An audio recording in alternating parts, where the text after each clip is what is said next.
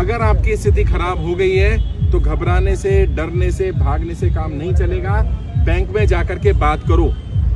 बार बार मैंने बताया कि बैंक को कैसे पता चलेगा कि आपकी स्थिति खराब है। आज जब आपने लोन लिया था तब आपकी स्थिति ठीक थी, आपका सिबिल ठीक था, तभी तो आपको लोन मिला था ना। आपको क्रेडिट कार्ड मिला होगा, आपको पैसा मिला होगा। आज आपकी स्थिति खराब हो गई तो सरकार को या बैंक को कैसे पता चलेगा आज स्थिति खराब है? सरकार को कोई सपना नहीं आएगा। आपको बैंक में जाना पड़ेगा और जाकर कैसे काम करना है, जैसे बैंक काम करती है। बैंक कैसे काम करती है? बैंक आपको नोटिस देता है। बैंक कोई भी काम ओरल नहीं करता। आप देखोगे बैंक कभी भी फोन करके बात नहीं करता, बैंक नोटिस भेजता है सीधा।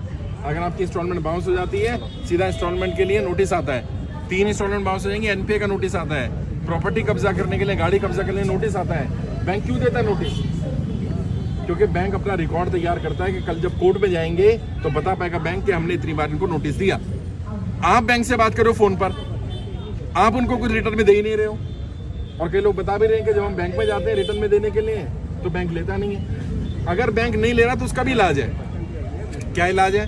सबसे पहले तो बैंक मैनेजर के नाम लेटर लिखो और उसको बोलो भाई मेरी स्थिति खराब हो गई है, कोरोना के बाद, लॉकडाउन के बाद, जीएसटी का जो भी रीजन रहा, मैं लोन नहीं भर पा रहा हूँ, कम से कम मुझे 1 साल का 2 साल का समय दिया जाए। अगर बैंक लेटर लेने से मना कर दे तो बैंक मैनेजर को बोलना आप लिख कर दे दो कि आप लेटर नहीं ले रहे। क्योंकि उपभोक्ता कौन है? उपभोक्ता आप हो।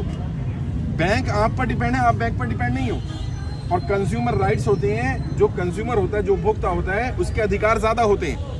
ये आपका अधिकार है कि बैंक आपकी बात सुने और आपका लेटर ले। लेटर का रिसीविंग लेना, क्या बोलते हैं मराठी में, क्या बोलते हैं रिसीविंग?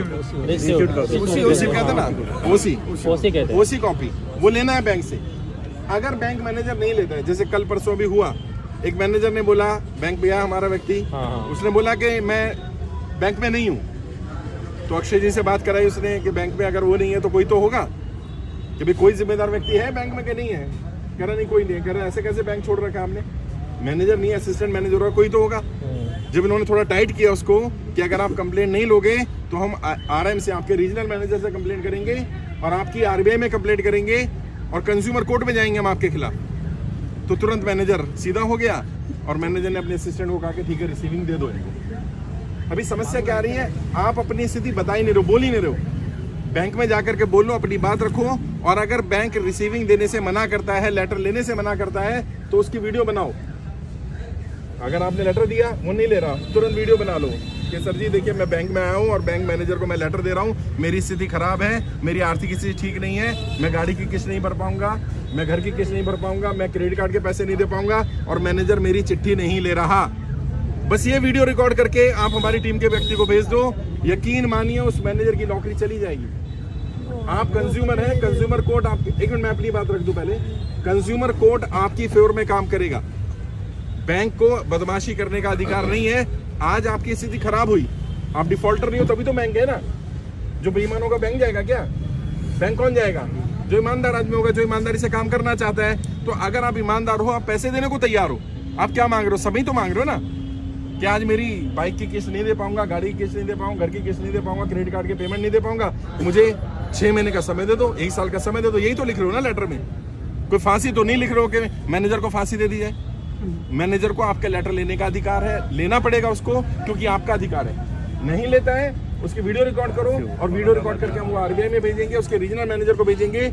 अगर सरकारी बैंक हुआ तो तुरंत नौकरी चली जाएगी उस व्यक्ति की। अगर प्राइवेट बैंक भी हुआ तो उसका ट्रांसफर हो सकता है, सस्पेंड हो सकता है वो व्यक्ति, क्योंकि वो कंज्यूमर को उसके राइट, उसके अधिकार नहीं दे रहा।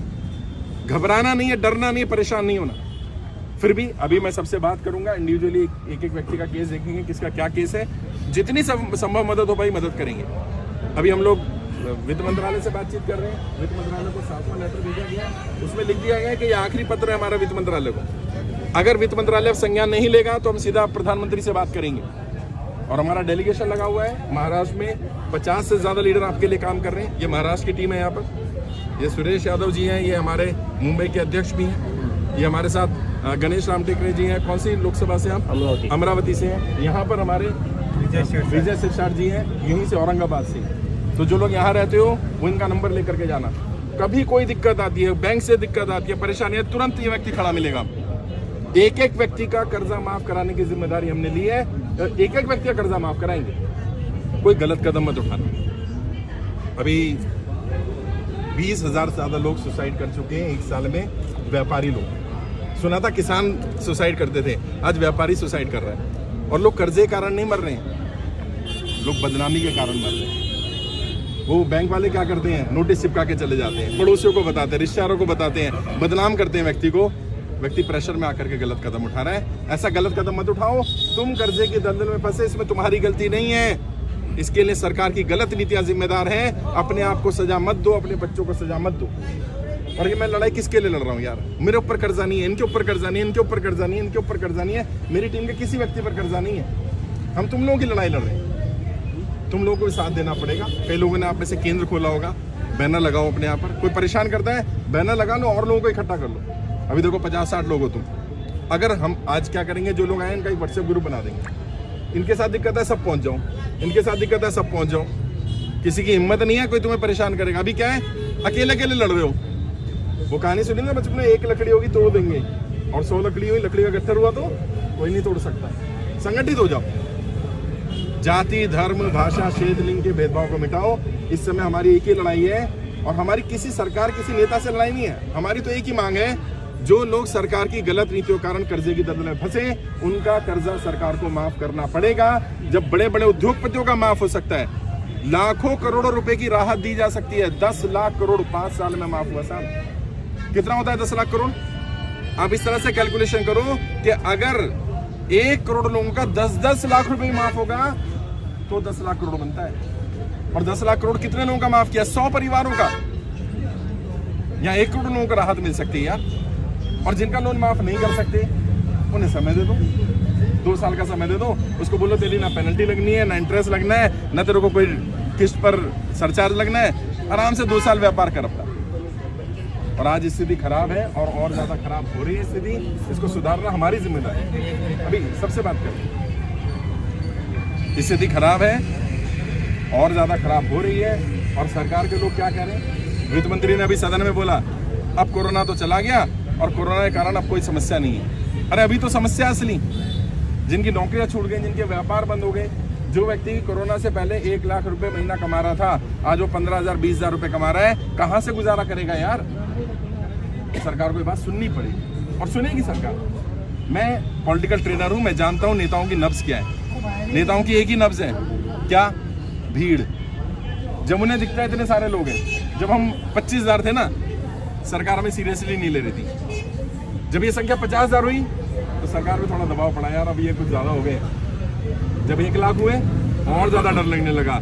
जब 1.5 लाख हुए और प्रेशर पड़ा। अब 2 लाख से ज्यादा लोग जुड़ चुके हैं कर्जा मुक्ति अभियान में, और हर दिन 4-5 हजार नए लोग जुड़ रहे हैं। अब सरकार को लग रहा है कि नहीं, अब तो काम करना पड़ेगा, बात सुननी पड़ेगी। और मैं आपसे वादा करके जा रहा हूँ, एक व्यक्ति का 1-1 रुपया कर्जा माफ कराऊंगा। बस आप संगठित रहना। वो आपको तोड़ेंगे धर्म के नाम पर, जाति के नाम पर, भाषा के नाम पर, क्षेत्र के नाम पर। हमें संगठित रहना। हमारा एक ही धर्म है भैया, कर्जा माफ करोगे तो हम आपका साथ देंगे। कोई भी पार्टी करे, कोई भी नेता करे, हमें मतलब नहीं है। हमें जनता का कर्जा माफ करवाना है, और हम ये लड़ाई लड़ेंगे, अंत तक लड़ेंगे। मैंने बताया मुझ पर कर्जा नहीं है, मेरी टीम पर कर्जा नहीं है। आप इन लोगों के नंबर लेकर के जाना, खासकर से इनका नंबर लेना, विजय जी का। ये यहीं से औरंगाबाद से है। इन्होंने जिम्मेदारी ली है कि यहाँ के 1-1 व्यक्ति कर्जा माफ कराएंगे। अक्षय जी भी हमारे साथ, इनका भी नंबर लेकर के जाइए, इनका नंबर लेकर के जाइए। गणेश जी हमारे साथ, और भी हमारे साथ। कश्मीर में चल गए वो उधर।